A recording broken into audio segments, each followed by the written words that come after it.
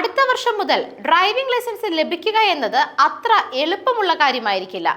Road അപകടങ്ങൾ കുറയ്ക്കുക ലക്ഷ്യമിട്ടുകൊണ്ട് motor വാഹന വകുപ്പ് പുതിയ ഡ്രൈവർമാർക്ക് 2 വർഷത്തെ പ്രൊബേഷൻ കാലയളവ് ഏർപ്പെടുത്തുകയാണ്.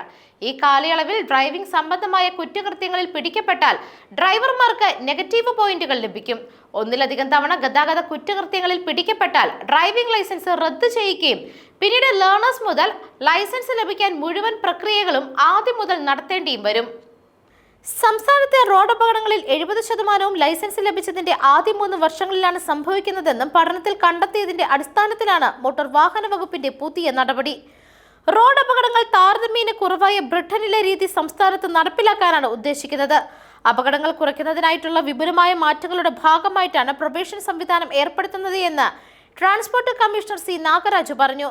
പുതിയ ലൈസൻസ് ഉടമകളെ പോയിന്റ് അടിസ്ഥാനമാക്കിയിട്ടുള്ള സംവിധാനത്തിലൂടെ വിലയിരുത്തുമെന്നും അദ്ദേഹം പറഞ്ഞു.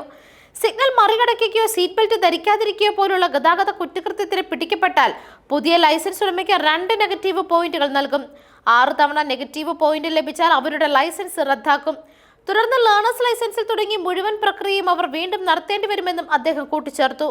News desk മെഗ്നവിഷൻ.